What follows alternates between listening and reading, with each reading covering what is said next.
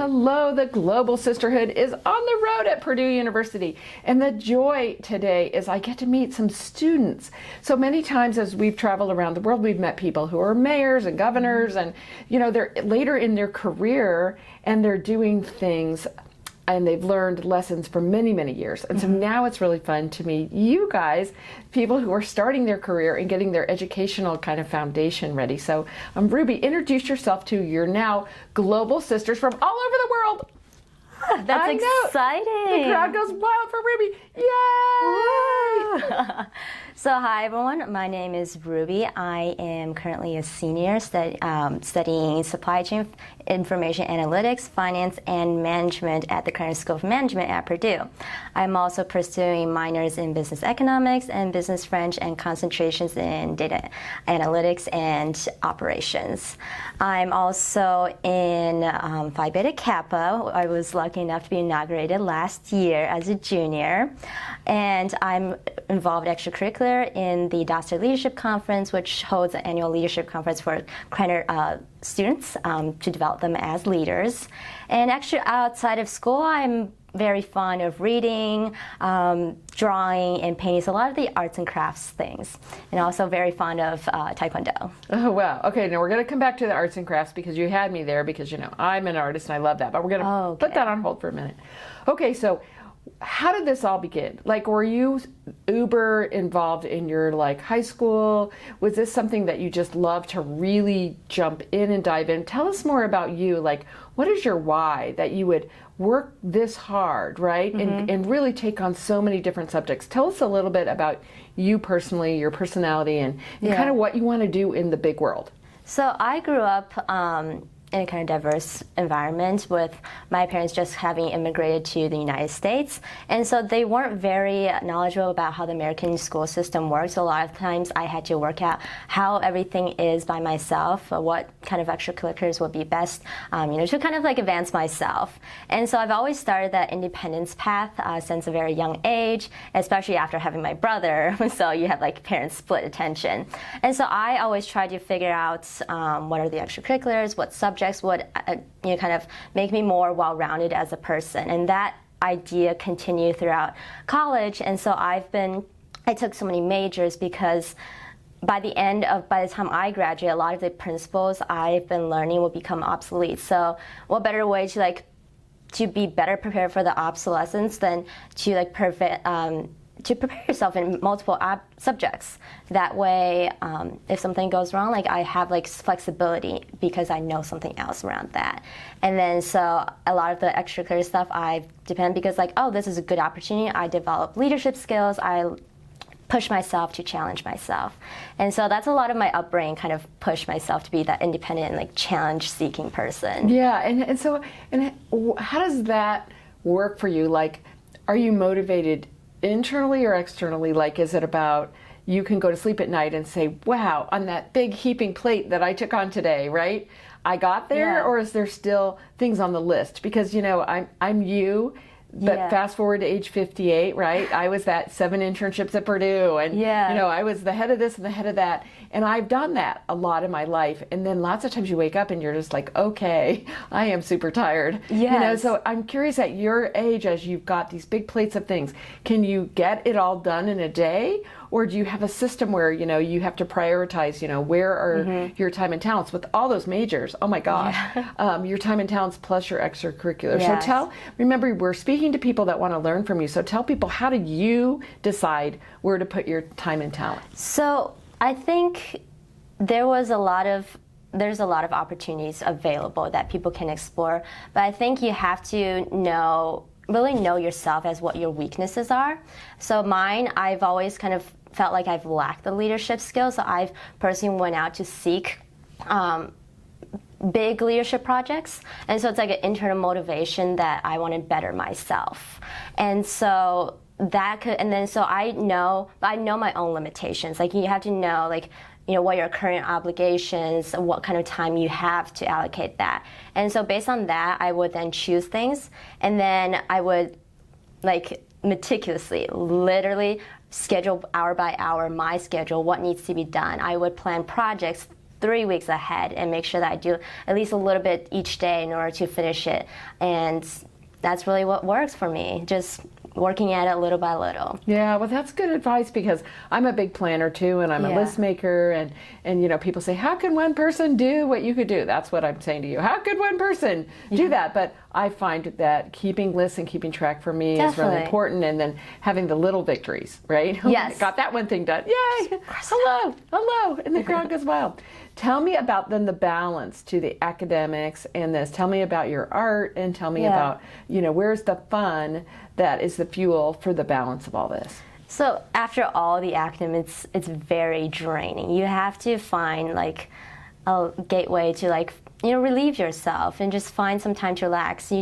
Because your mind will become so tired after like, you know, 50, 60 hours of just charging through academics, through extracurriculars. So this is my like safe haven essentially. So I would then, it doesn't have to be by myself. I usually invite other friends. We do things like we paint canvases together, and it could just be a fun thing. You could follow like the Bob Ross videos on YouTube. And then I also try to find like, sometimes I get inspired by certain pictures, and I was just like, oh, I need to paint by myself. I just need to write down my thoughts. And so that's kind of thing, just like, it also is a great way to like sort your own thoughts throughout the day. Because just like, you know, sometimes my art influences my thoughts for the day. I'm like, oh, you know, I have this question in my mind. How can I convey it in a different medium? And that's through art. That's what I usually do. Yay, I love that, because art is my medium that I love to express too. So you have to come to Colorado and come to my art room. Oh. Have all the supplies we need. It'll be really fun, so keep that on your calendar. So tell me about when you've had challenges. So like as a young person coming through university, we always ask everyone, when has it been hard and what have you learned? So is there a time in your life, either growing up or in college, that it has really, really been hard, and that you've had to really find some ways to make it work? Is there something you would share with other women to learn? I think college is definitely a challenging time, because I came in not knowing what I wanted to do. I still kind of don't know what I want to do. I've always been trained, because coming from an Asian family, we've always had the notion that you had to be a STEM major, you had to be a STEM major. And so I decided to break away from that and do a business major.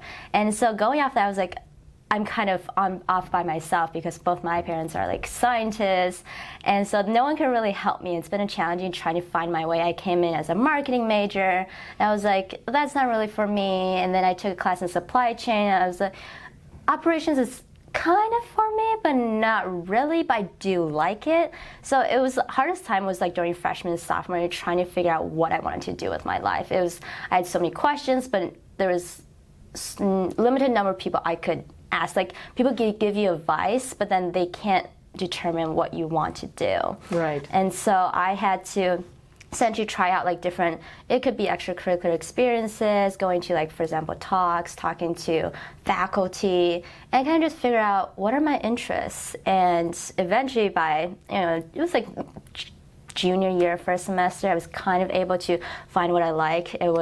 I started working in the dean's office as a data analyst, and I found I've really liked data analytics. I've pursued that ever since. And then I realized I really like finance as well, just kind of I realized I actually am a very STEM kind of person. I like the math, the crunching numbers. So I think that was overall just kind of walking like little by little, trying to see what people around you can help you to, you know, help overcome your challenges. Yeah. Well, and I think that's what's so interesting about you taking so many majors, because you really have them, so many things that cross. Yes. So many different businesses. Small businesses need all of it. Yeah. Large businesses can segment into different pieces to that. And you've got a lot of experience in a lot of different things. So I think that should be great going into the job market. I hope so too. Gosh, fueled by your just precision of get it done. That you were so desirable. I'm thinking like, how can you come to Colorado and run camp experience? Let's see. It's not really in what you want to do, but well, awesome. So we have you do a global statement to women. So people are listening to you and they're like, wow, this girl has got it going on. Yeah. How would you just say something if you're speaking into the hearts and minds of women listening? I think, this stems a lot from my own personality. Just keep your perseverance. Because like, change doesn't always come very fast. Like the challenges we see, the goals we want to seek, it takes time, and we might not get the result as fast as we want it. But if you keep on trying, eventually you'll make it. So even like a river, like over years, it'll carve its own path. So if we keep on trying, we'll find our own path. I love that. Listen to that sage wisdom from this very, very young spirit. And lastly, we just say, like, what's one more thing? So, people are listening and they're fascinated kind of by your one comment that still sticks with me is you said, what I'm learning at my university will be obsolete by the time I graduate. And that is very curious to me. So as you're coming into a world that just changes at warp speed, how would you advise others either considering their educational path or additional education or just life that changes a lot? What would be one more thing you might tell them? I would think it's be flexible. Because the world is changing so fast, you have to learn to be flexible, to take on skills that could be applied to different things. Like data analysis can, for example, for me, it can be applied in different ways. It could be used for data analysts. It could be like for financial analysis. It's just a skill that can be covered in over like several places. And just like soft skills, leadership skills are just general skills that you can have that can be applied anywhere to get you anywhere. And just like, so things like that, I think would help everyone as they move in this warping speed of a world. Right. Yeah. Well, we are so happy to have you on the Global Sisterhood Network here in the Sister Story today. This will be broadcast on our website around the world, and we'll be sure to just get the word out that, hey, world, you're in good hands with Ruby and her friends that are coming up with passion and purpose and great skill sets to help the world be a better place. So thank you so much for sharing your story with all of us.